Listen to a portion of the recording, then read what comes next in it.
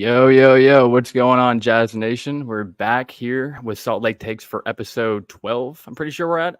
Coming in a little bit late today. Had some technical difficulties to figure out, but we are finally here today. Sitting 2 weeks away from the Jazz regular season. So things are starting to ramp up a little bit, getting preseason finally underway. So it's finally good to be back and talking about basketball rather than just sitting through the off season. If you guys kind of come in and watch me, routinely, you'll notice our background looks a little bit differently today. That's because one of my vinyls that was like previously up here fell today. I was in my bathroom and I heard a giant crash. And I was like, "What happened out here?" And I come out and I just see the top left one just completely fell. So today we're working with zero backdrop here as I kind of put that under construction and kind of rework my strategy here. Apparently, my hanging strategies were not that well constructed, but we're back here, back on topic with the Jazz here, and I was gonna come on here and talk about a little bit of preseason, and I thought about how that would entail. I talked about that on Tuesday's show with Pat. So if y'all want to go check out preseason content, go ahead and check that over there.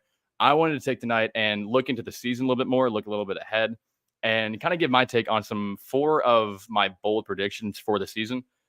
Because the Jazz season is kind of unpredictable coming up, and I think getting some takes on there and calling some shots before they're actually made would be, I think it'd be nice to see happen. We'll see if my takes actually come to fruition. But yeah, I mean, it's a long season. There's a ton of stuff that could happen. So, you could look back and at this maybe in, I don't know, like 2 or 3 months and realize that all four of these are going to end up flopping. And that's okay. And that's just how the preseason stuff kind of goes. But figured it would be better than saying you're talking about preseason games that don't really matter at the very end of the day. Yeah, so that was my thought process here. But I have four takes for today. Just about the entire Jazz roster, just how the season can end up going, just in general, because there's a lot of different outcomes that can come with this roster, a lot of unexpected outcomes, really. And I'm not sure, if I don't know. I don't know how it's all going to figure out, but I'm going to do my best at it. So without further ado, I would put up some stuff on the screen here to like make it more.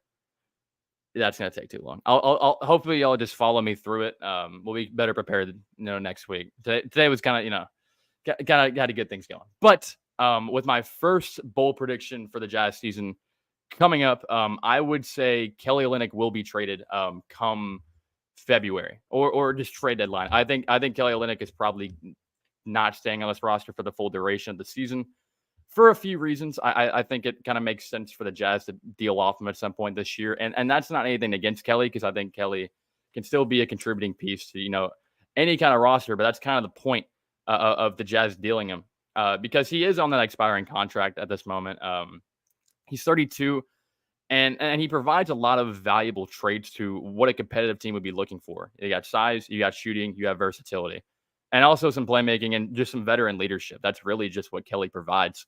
And I think if it comes time, February, when trade talks are actually coming to pick up, Kelly Olynyk will be one of the highly mentioned names on this roster. There could be a few like Colin Sexton might be thrown out there, Taylor Horton Tucker, because he's also an expiring deal. But I think if you had to pick one player from this roster to come out and be dealt at some point this season, it would be Kelly Olynyk. I think it makes a lot of sense, and maybe that isn't too bold of a take, but I don't know. I think it's hard to kind of predict where trades are coming from with this roster. So throwing a name out there like Kelly shouldn't be that too big of a shock. But the thing is with Kelly, he seems very well liked with his staff and the guys around him and the coaching staff.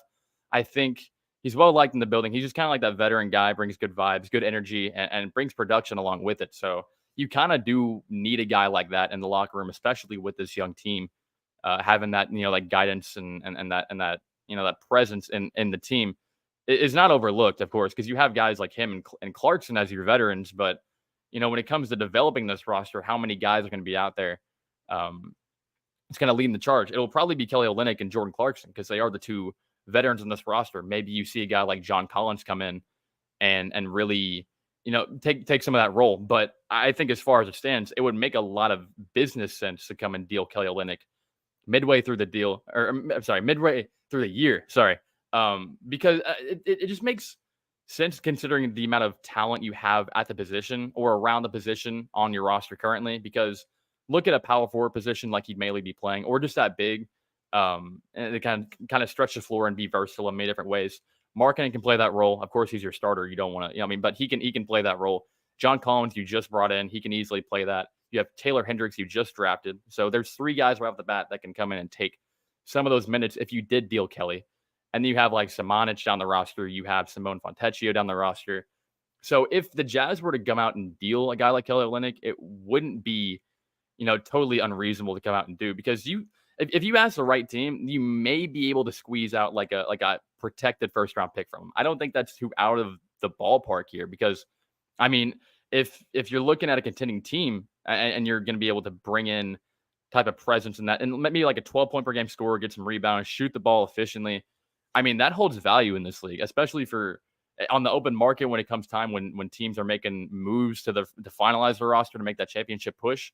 That's a guy you would want on your roster. So the Jazz could easily come in and keep him and just be like, yeah, we like what we have with him. And I mean, that could easily happen. I'm not saying that won't, but if you take a big look, if you take the grand scheme picture, or the big picture of this roster, sorry, it doesn't involve Olynyk long term. He could easily come out and skip and just leave the roster come next offseason, because he has the ability to do that with an expiring contract. So in the event that does happen, you would want to get ahead of it and get some value for him while you still can. And again, he can easily come up and be a nice reserved big, or even a starter sometimes for the Jazz if they need him to fill in that role. But if it comes down to having, the final 20 games or 30 games of Kelly Olynyk, or a second round pick, or a couple, or maybe even a first, I'm taking the draft capital. I think Danny Ainge would too. I don't think that's too out of the realm of imagination to see him out of there.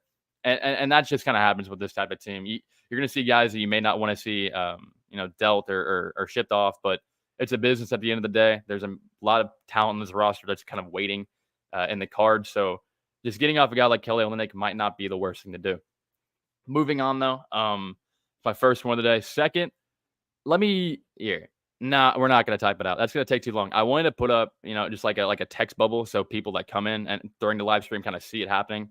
But whatever, that would take too long. Number 2, I think Keyonte George will be starting by December. I think December might be a little bit early for a rookie of his caliber, but man, I mean, it might make too much sense to end up happening, because you look at it right now. He came in summer league balling. He's coming in preseason getting heavy minutes. I mean, he didn't have any stellar performances like we saw in summer league yet, but I think with time that will come. And if you hear the Jazz, people in the building, they are very high on Keyonte. He's getting more reps than Taylor Hendricks, their top 10 pick. He's getting more reps than Sensabaugh, and he's getting good looks too. I mean, preseason, I know it's preseason. He's getting about 20 minutes a game. And while some of your other guys in your roster and young guys that you expect to get minutes, they aren't getting it. So I think the Jazz roster at this point is going into the season trying to be as competitive as they can. And if you're seeing Keyonte come in and get those minutes right off the bat, I mean, what does that tell you about his skill level? I think he could be one of those guys you come in and build around really, really early. And just like that, he comes in, clicks with the roster. But I mean, the sky is the limit for a guy like him. If you bring in, a sizable guard that can score at all 3 levels and also put the ball on the floor and be a playmaker, that's what this roster needs. And finding that as quick as you can, it might be in a guy like Kelly Olynyk, or not Kelly Olynyk, Keyonte George, then you might be better off. Yeah, I like number 2 from Milwaukee Andrew. Why wait, right? I mean, it depends. So why would you wait? It's a great question. It really just depends on how quickly he's able to find his fit and work well with this roster. Because I talked about, I think, a week ago, I was hearing Will Hardy talk about the opening day presser. He was talking about like which pairs of this backcourt will work well together. It's like, it's not about finding the one guy, the point guard or a shooting guard, to finding, the difference between them. It's about finding which guys play together the best, whether that be, 2 like combo guards or 2 smaller guards, whatever ends up working best for the team is what they're going to end up doing. So given that, if Keyonte can find a valuable fit with this roster and find a player that he plays well with and his skill set really aligns with, it seems like the perfect opportunity to come in and give your young guys some minutes. So if you're looking at it from like a fit perspective, look at a guy like maybe Ochai Agbaji. I mean, he came off the bench. He's came off the bench in his first 2 games, but let's say he ends up growing into that role as a 2 guard or like a 3-and-D wing, pairing a guy like Keyonte that can handle a lot of the offensive responsibility and having the ball in his hands. You pair him up with a guy like with Ocha that's very complementary to that. That could end up just boosting both of their status on this team. It just depends on how well this roster meshes together. And I think that's part of the reason why you're seeing in preseason right now that they are starting Colin Sexton and THT. I think two of those players, well, again, it's not the perfect fit, clearly, because we could get into that later, but I think they're testing out, different combos of guys that can come in and test out. Like maybe they come in and start next preseason game like Clarkson and Abaji, and they see how that dynamic works, and then maybe that can translate to Keontae.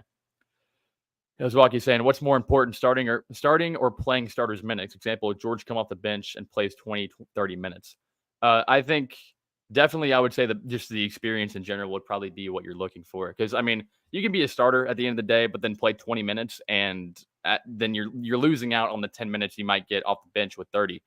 So Keontae could end up being the sixth man, but I think that might be more of a Jordan Clarkson role, taking a lot of those, those bench reps and controlling that second unit, because it seemed like that's what he's been doing as of recent. I'm getting a call from Boise, Idaho. That's interesting. I'll decline it for now. If no, I'm not okay. That was a bad idea. But yeah, no. If we'll see. Hopefully, that's not anything serious. But yeah, I think it depends on It depends on how many minutes are available to actually get this, because there's so many guards in that rotation that finding 30 minutes might be just difficult to come by. Maybe those end up going to Clarkson or getting fed to him early on. But yeah, it just depends on how that learning curve really comes along and how he's able to really develop. It just comes with speed. I think that's what it comes down to. This prediction really comes down to if Keontae comes in and starts in December, it's going to be based on, okay, he's coming in and he's lighting it up, and he's proving that he deserves a spot on this team as a key rotational, starting five type player. So I think Keontae is very ready to take that next step. Or okay, that might be a little premature to actually say he's ready right now. Give it maybe a 2 months to see that happen early on in the season and take on that role. Then I think it could be easily possible. But it is early in the season. There are many different candidates that you could see taking that role. Because right now you have Colin Sexton and THT starting in preseason, and while that hasn't worked to the best of what anyone's really thought, really, I don't know what you expect with that type of roster or that type of that pairing. I don't know off the top of my head how Colin Sexton played. Let's take a quick look at this, because I know in the last game that we saw from him, Taylor Horton Tucker had some flashes, but again, that's what we see from Taylor Horton Tucker is a lot of flashes, but not a ton of consistent production, because there are still a lot of holes in. It's lower voicemail. Wow. Okay. Sorry, I'm getting distracted from Idaho. Okay, this isn't loading. Okay, that's irrelevant. But yeah, I think Keontae has a ton of potential on this team. I think if you're competing against guys like Taylor Horton Tucker and Colin Sexton right now to take those minutes, that's not unachievable. That's not setting them up for failure, either of those two, because they could come in and produce. And if they're playing their jobs well, that you don't want to take Keontae or put in Keontae and force him in there. But if Keontae ends up playing well and you're getting what you really expect out of those two in Colin Sexton, THT, starting Keontae by December is not really out of the possibility, I don't think. But yeah, going on to number 3 on my list, I will say that Markkanen ends up getting snubbed from the All-Star team, does not make it, and ends up falling just a bit short, and for a few reasons. I think you look at the Western Conference, it's going to be very, very packed. From 1 to 15, even a team like the Rockets or the Spurs, they're going to have guys on their team that are talented and honestly have a case to make an all-star team. Like, let's say, let's go to like a deeper team like San Antonio or Houston. Let's say Jalen Green makes a big jump. He could be an all-star candidate. Victor could be an all-star candidate. You look at guys like other teams that are later, like further down there, like OKC. They have Shea that can end up making a team. You have the Suns that have 3 guys. You have the Warriors that have like 2, maybe 3 guys that can make a team. The Nuggets, you have Memphis. You have so many teams with tons of star talent that can make a run for getting an all-star or multiple all-stars. So, and when you look at the all-star selection process, you have to think a lot of it is based on team success. You'll see guys like Chris Middleton or in years past have gotten, or Drew Holiday or guys that may not have the best counting stats, but are on successful teams. And they're going to value that over a guy like, let's say, Markkanen, that ends up being, cheating around that 10 to 12 spot with the Jazz. And they're going to end up prioritizing a guy, let's say like Jamal Murray at the top of the conference, instead of a guy that's on a lesser successful team prior to us making him. So, like, I think if there's 12 spots in the All-Star team, that is a really big ask to see Markkanen make that again, because there has been talent also added to the West. And at top to bottom, you're going to have about 15 plus candidates that are going to come in and make a serious case for themselves. So Markkanen, this isn't me saying that Markkanen's going to come in and have a bad season. I think Markkanen will come in and have a very similar season to what we saw last year. And he was a starter last year, but let's not forget, I'm 99% sure it was because of an injury. So, like, props to Markkanen for being an all-star starter, but that doesn't happen without injury. But look at the top to bottom talent in this conference and tell me that Markkanen will sure and above be a top 12 player in the conference. I'm not sure I can do that. And especially when you look at the state of the Jazz, there are about 12 guys in this rotation that can get serious PT. Okay, might not be overstretching, but there's 12 guys on this. Can be a 12-man deep rotation, and there's a lot of guys that can come in and just put up numbers and take minutes and shots away inevitably from Markkanen. And that's not calling Markkanen bad or anything like that, or wishing like that. But again, if you're splitting up that 25 and 8 and really great efficiency up from Markkanen, and let's say his stats go down to, like, let's say 22 and 7, and he still maintains the same type of efficiency. That's not going to be enough. That will not be enough in this conference to maintain an all-star game. So to see Markkanen make an all-star game is going to be dependent on, can he maintain the level of play he saw, and also build upon that and actually get better than he did last year, because as good as a season as he had, he probably will have to do a little bit more to make that roster. But will he have enough to do that? And will he find that opportunity with this roster? Because you have guys like coming in that are going to be expected to get more of that share of the offensive workload. You have Keontae George, you have Taylor Hendricks if he ends up playing, you have John Collins, even a guy like Ochai or Walker are going to be commanding some more offensive responsibility in their year 2. So taking all that consideration, that is less of the pie to give to Markkanen. Seeing a little bit of stats increase from that is going to take away from his all-star candidate. Well, that will again, the only way that this happens is if the Jazz end up becoming like a top 6 seed. Like, if they're really competitive and the Markkanen's putting up this number, then yeah, of course that happens. But are the Jazz a top 6 seed in this conference? That's hard to really say at this point. Okay, perfect. Ready? I didn't even see this. What team success push him on the All-Star roster? I think if the Jazz were around a top 8 team, you'd see some serious consideration for that. But I think if the Jazz are finding their way maybe in, like, the 10 or 12 or something like that, I don't know how well that really fares for him. I don't think that really is that good of a case, because you could easily make a case for let's throw a scenario right now. Let's say the Jazz are, let's say, 11 to 12 in their conference by the All-Star break. I think that's fair. You could see higher, lower, of course, but let's say they're around the same pace they were last year. And you have the decision let's say it comes down to the last spot, okay? And it comes down to a guy like Markkanen, who's on a solid, not a mediocre team in terms of standings, or a guy like Michael Porter Jr. on the Nuggets that might be on a 1 seed, that might be putting up around 18 and 6 and on good efficiency and being a key contributor to a good team. Which one do you think that not odds makers, will the voters actually take in, or coaches or stuff like that? Will they value the team success on a very successful team like the Nuggets? Or are they going to say, okay, Markkanen's putting up good stats on a mediocre team, we'll give him the nod? I think you're more likely to see 3 All-Stars from the Nuggets than you would 1 from the Jazz. Now, it comes down to, if the Jazz are exceeding expectations like they did last year, then yes, that can easily happen. But, man, I mean, it's just a tough battle in the West. And it would be great to see Markkanen get in there. I mean, of course, I expect nothing more from Markkanen to have a really good season. But is the surrounding talent a little bit too much for him to overcome? That is the question. I'm going to say no. But I will go on to say, on my 4th one is a little bit better. I think the Jazz will end up securing a play-in appearance by the time in April. I think we'll figure him out in April.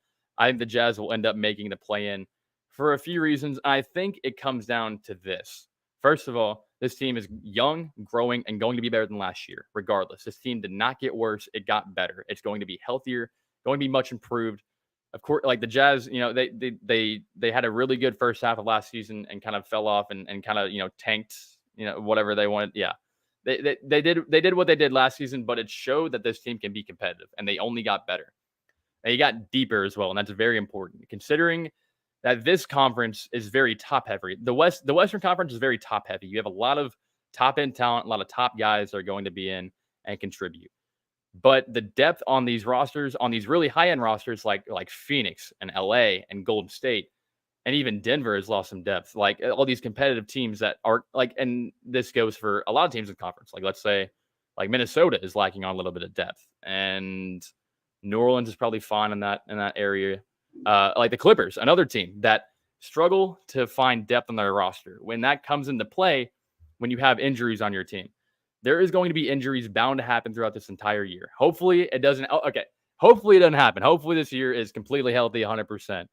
But history tells us that will not be the case. There will be a team that deals with injury struggles and just cannot stay healthy and has their star players consistently out, which forces their teams to actually play their depth and rely on that, which is not up to par with the Jazz. Let's say the Jazz get in that same situation. Okay, let's say a key player gets hurt. Let's not speak into existence, but there are 12 guys on the roster that can come in and fill that role very easily. A lot of the teams in the West cannot say the same thing. So let's say, for example, Clarkson goes out with an injury. Okay, you have 4 other guards to come in and produce. Let's say, like for a team like Golden State, Klay Thompson goes down. Okay, now you're starting Moses Moody, maybe you're I'm kind of blanking on who they signed as their, like Braden Podziemski. Like you playing some young guys, you're relying on young talent to compete with that roster, and that's what the Jazz are doing. But I think you have more confidence when you have a deeper team like the Jazz do instead of a team maybe like Los Angeles or Golden State or something like that. So considering there might be 10 teams in this conference that are currently better than the Jazz, wait until the season plays out. Wait until guys are until we get a full stable season and see how the conference shakes out. Because I think the Jazz are very resilient in their team building right now or their roster structure. Because you could lose 1 to 2 guys on the roster or trade them away, just like Kelly Olynyk. You can trade Kelly Olynyk away, just like he could get injured. But you also have 4 other guys that come in and take those minutes and take that production up. And it wouldn't be that big of a hindrance for the Jazz. And that cannot be said for a lot of the teams in the conference. I think OKC could say something around those same lines because they have a similar build structure. I would say similar about the Pelicans because they have also a very young core and a lot of players that I like. But they also have dealt with injuries in the past 3 years, and they have not really been successful like you'd want them to be. So I get like that. I think it just comes down to being a little bit lucky and the Jazz and just being healthy, because the Jazz could easily come in and get some injury bug too, and then their season's kind of a wash. It can be said for any team in the conference, but the depth on this team will really take this team far if they keep it. First of all, if they end up not dealing it, and if they got that. But if the other teams end up falling because of it, it's going to be their benefit. The Jazz are built for the long haul. That's very true, because you look at this season, even if it comes with not making a play-in appearance, you look towards next offseason. You look towards next offseason when you have cap, you have no picks next offseason, but you have the assets to make a next step. So let's say this offseason or this season, this full regular season, you end up being fully healthy and things still don't go your way. Boom. Then you make a trade for a star. Then But I think with the way this roster is currently sitting, it's a play-in type of team. Maybe not playoffs top 6. I think that might be a little bit more. But expecting, 1 to 2 teams above them to disappoint and fall off a little bit and the Jazz to kind of take that step, I don't think that's very unreasonable at all. I think it will be happening. And I don't want to become too confident and this end up biting me, 9 months later when it ends up not happening. But I think the Jazz have the tools to get it done. They have a deep roster. If they can just find that playmaking and that backcourt production that this team very desperately needs, not even within, you don't even need to find, an A1 point guard to, lead the hall, but just come in and find guys that fit well with this roster and, just play well together. And I think at the end of the day, that can just result to having a successful team. But I mean, that's my 4 predictions for anyone that hasn't caught all 4. I think Kelly Olynyk will be traded midseason. I think Keontae George will start by December, I think Lauri Markkanen will get snubbed, not play himself out of it, but get snubbed from an all-star team, and the Jazz will secure a play-in spot. I feel like all four of those aren't too out there. They aren't too, crazy hot to the point where like it's unbelievable. But I think all four of those are could be happening, and it just takes time to see that unfold. But, we're wrapping up here on like the 30-minute mark. Hopefully, once we get into the season, I'll be able to go and dive in a little bit more. But again, we're still in the process of getting things together before the season and talking about what's going to unfold. And when it actually happens, we can have those discussions. Get off topic here. Baseball is talking about altering the playoffs because of long layoffs in the NBA. Do you believe in rest or rust? Okay, let me reread this again because I don't know what the question is. Baseball is talking about altering the playoffs because of long layoffs. Okay, and okay. So I'm guessing that means there. Okay, because there's too much gap in between games to where the point where you're getting rusty or resting. I think. So we look at the. Okay, I know what you're saying now. Okay, so let's look at this from last season because there's a perfect example in the finals last season. You had a team like the Nuggets who swept the Lakers. They went up 4-0 and they beat their team. They handled their business. They had about a week to prepare for Miami because Miami went to Game 7. They went up 3-0 and they took it to Game 7 against Boston. But that gave the Nuggets a ton of time to prepare, a ton of time to rest, and a ton of time to really just gel and get ready for get ready for the finals. And then you have the Heat that are playing Game 7 games and kind of staying warmed up, but their body will be taking a hit. And then, well, of course, I think everyone knew the Nuggets were a better team. Miami got smoked. It was a 5-game. I think it was a 5-game series, and it didn't really play to their benefit. So, if you flip the tables there, does it really change? Let's see. Hold on. Do prolonged periods of time between games hurt you as an NBA team? Yeah. Okay, so I get you. So I think look at it last season when you saw Nuggets Heat and you had that differentiation of rest. The Nuggets came in and they were energized. They were ready to go. I mean, of course, it's a little bit different when you're playing in Denver and that altitude will mess with you. But yeah, you got smoked right there. And I think if you flip the cards around, like if Miami got that week's rest and Denver is playing the Game 7, would the result be different? I'm not sure because they're two different tiers of teams in terms of prestige. But I think it probably does have an effect. I think rest will be a lot more important than rust, to answer your question. I think having that rest and getting your body right and that time to where you're going to play a physical game is going to be more important than staying warm. But I mean, think of a guy like Jimmy Butler after that playoff series. Dude was probably beat up. Like he was taking a beating, and probably he was playing like 45 minutes a game. And he's getting no time to rest, and he was gassed. Got a lot coming in. Nuggets had a lot of chemistry going into the finals. It didn't rest help them more. Teams that are figuring out the games that gel, get hot and go on a run. Yeah, I think it's a little bit different with a team like the Nuggets because they were such a good and well constructed team, and the rest. I mean, the rest is. I think any team that's going to get like a few days rest, like a week, can be debated having like that extra, like that super extra time. But I think at the end of the day, rest is very important to any team because it shows. Because I mean, you have guys playing 50, 60 games because that might even be too much. But when a guy like Kawhi Leonard ends up coming and playing, when he has that rest, he's still one of the best in the league.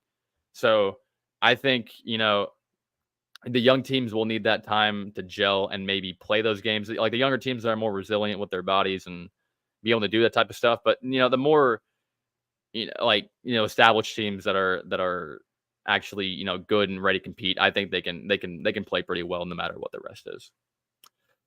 But yeah, I think that's probably gonna about do it for me here tonight. I got what I needed to off my chest, and we go with that from there. We'll be back next week. I think it'll be the 19th. I think my date's right. Would be a week from today. But that will be right before the season starts. So we'll be able to talk a little bit about Sacramento. Their game will be the 25th of October. So the season debut will be in 2 weeks from now. Let's see. We got a great locked in here. I got KG3 in fantasy as a rookie. What should I expect? Okay, this is a great question. Because I have not been too involved with fantasy basketball. I love fantasy football. Fantasy basketball has not been my thing. I want it to be this year. I want to be able to get a good fantasy team done this year. I think with Keontae, maybe like hold on to him for a little bit. It might take some time for him to actually come in and have that giant workload. But I think with the way his development has been trending, that dude's gonna be nice. He's gonna be nice pretty quickly. He's already getting some good minutes in PT in preseason. So I think if you fast forward, like I said earlier in the show, I think this Keontae will start by December. So if that ends up coming to fruition, I think you're gonna have a guy that's coming in and scoring, maybe I don't know how much really average is to expect, but he's gonna be scoring at a high clip. He'll be passing the ball, have the ball in his hands a lot. By the time I think around December, January, you'll see a lot more impactful play. Early on, it might be difficult to command a lot of responsibility as a rookie, but give it 1 to 2 months and this dude will be a stud. That's what I would tell you. Hopefully give it 2 weeks. I'll be in a league for myself. I can give you better judgment there. Fantasy power slap is where it's at. Hey man, if they have that even being a thing, that would be pretty incredible. I might have to invest in that. Maybe wonder if you can bet on power slap. Maybe throw some gambles on that. But yeah, that's all I got for tonight, guys. If y'all want to check out some more Inside the Jazz content, make sure to check out si.com/jazz. I think that's our, yeah, I think si.com/jazz. I think something around that. But if not, you just go to our YouTube, go to our Twitter, go to our Facebook. If you want to check out more of me, go to Jared Cook NBA on X or Twitter. I don't care what you call it. Just check me out on there if you want. And we'll be back next week. Appreciate y'all for showing out. Appreciate the questions. And I'll be here next week. See ya.